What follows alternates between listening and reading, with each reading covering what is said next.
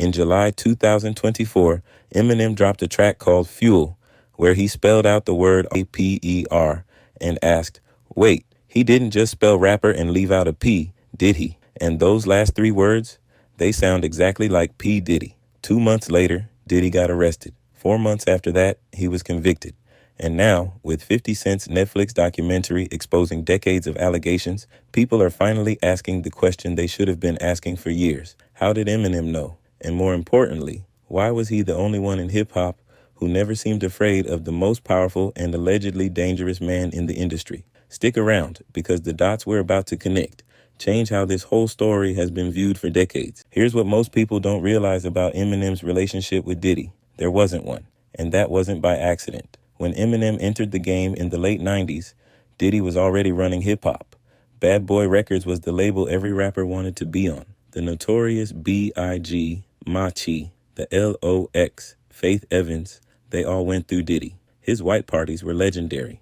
Politicians, billionaires, and celebrities all wanted to be in his circle. The man had more power than almost anyone in the music business. But Eminem chose a completely different path. He signed with Dr. Dre at Aftermath Records and built his entire career outside of Diddy's orbit. While others were chasing Diddy's connections, Eminem was focused on skill, control, and freedom. And together with Dre, he started making history. That distance wasn't just professional, it was personal. Throughout the 90s, the 2000s, the 2010s, even now, Eminem wanted absolutely nothing to do with Diddy's world. Not at the parties, not in the studio, not in business. The man kept his distance for almost 3 decades straight. And honestly, other rappers noticed. There's this old clip of Snoop Dogg saying, "I stayed away from the white dude," when talking about Eminem, because nobody wanted smoke with him. Kanye once said, "This dude freaked the out of me." Another rapper said for 22 years, every time he does an interview, they ask him about Eminem, and his response is, "I enjoy his music, but he scares me." The industry respected Eminem. They feared him. But Eminem, he wasn't afraid of anybody, not even the people everyone else was terrified of. What's wild is that Eminem didn't wait until he was famous to start poking at powerful people. Even when he was still unknown, back in 1996, he took a shot at Diddy on a track called Fucking Crazy. And look, it wasn't loud or flashy, but it was there. A quiet warning sign that this kid from Detroit wasn't going to play by industry rules. By 2000, on the Marshall Mathers LP, he was getting even more direct. By 2018, on his diss track Kill Shot aimed at Machine Gun Kelly, Eminem dropped maybe his most controversial bar about Diddy ever. He rapped about the day Diddy admits he put the hit out that got Pac killed. Now, he followed it up by saying he was just playing, but that line sent shockwaves through hip-hop. Because here's the thing, nobody else was saying that publicly, nobody else was willing to go there. And then came Fuel in 2024, the track where he spelled out RAPER, mentioned so many SAs, which fans quickly realized meant sexual assaults, and then delivered those 3 words that sound exactly like P. Diddy. He even referenced Keffi D and said he's not trying to beef with Diddy because he might put a hit on me like Keef D did him. For almost 30 years, Eminem was telling us something. The question is, did anyone listen? Diddy wasn't the only heavyweight Eminem refused to fear. There's Suge Knight, who ran Death Row Records in the 90s, home to Tupac, Snoop, and at one point Dr. Dre. His reputation was brutal. People weren't just scared of him, they were terrified. Here's the part nobody talks about. During the filming of 50 Cent's In Da Club video, Suge showed up unannounced with a crew of gang members. According to Tony Yayo, The Game, D12's Bizarre, and Bang'em Smurf, the energy shifted immediately. Cameras fell over. Dancers ran. Grown men scattered to trailers. But according to Bang'em Smurf, Eminem came back outside wearing a bulletproof vest, ready to handle business. The Game confirmed it on Vlad TV, saying despite M's non-confrontational reputation, when Suge showed up, he was ready to go. He said Eminem is from Detroit, and those 8 Mile dudes are crazy. He pointed to stories about Proof confronting Suge at a club, saying to his face, "Yo, you killed Tupac." The standoff eventually got broken up by Dre and Jimmy Iovine, but the message was clear. Eminem wasn't backing down from anybody. Speaking of that video shoot, let's talk about 50 Cent. 50 and Diddy have their own complicated history.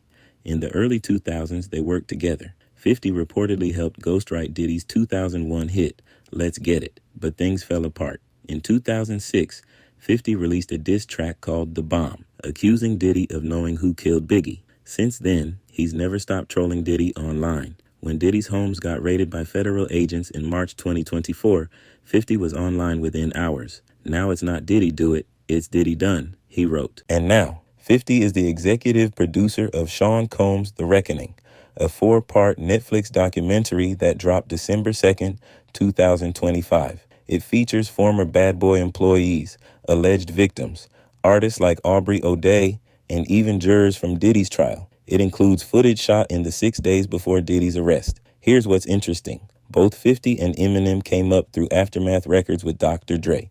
Both stayed far away from Diddy's world. Both have been calling him out for years, while the industry stayed silent. In September 2024, Diddy was arrested on federal charges including racketeering conspiracy, sex trafficking, and violations of the Mann Act. He pleaded not guilty.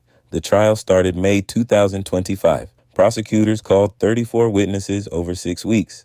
Cassie Ventura testified about her experiences. That hotel surveillance video from 2016 showing Diddy assaulting her became evidence. Witnesses described freak-offs and produced flight records, hotel invoices, a whole paper trail. The defense acknowledged Diddy was flawed, that he'd committed domestic violence, had drug problems, but they argued that didn't make him a racketeer or sex trafficker. On July 2nd, 2025, the verdict came in. Not guilty on racketeering, not guilty on sex trafficking, but guilty on 2 counts of transportation for purposes of prostitution.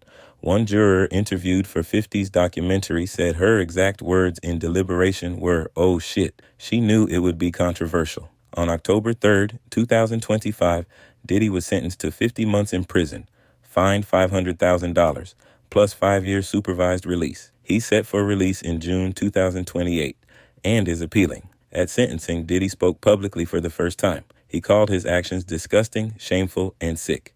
He blamed drugs and being out of control. So why did Eminem seem to know about all this for decades? Rumors about Diddy's behavior circulated in the industry for years. The parties, the control, the alleged violence. Artists talked about it privately.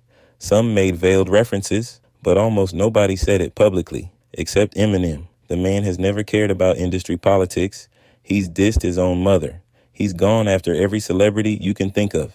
So when it came to Diddy, he didn't hold back. There's also the protection factor. Eminem had Dr. Dre, Jimmy Iovine, and Interscope behind him. That's institutional support most artists don't have. But honestly, I think it's simpler. Eminem just isn't built to be afraid. Whether it was Suge Knight showing up with gang members or Diddy running the industry, his response was always the same. I'm from Detroit. We don't run. The game said, you could put whoever you feel like is the best artist and stand them face to face with Eminem, and he will eat that person alive. That fearlessness extends to everything, including calling out what he saw happening. For almost 30 years, Eminem took shots at Diddy while most of the industry stayed silent. 50 Cent trolled him relentlessly.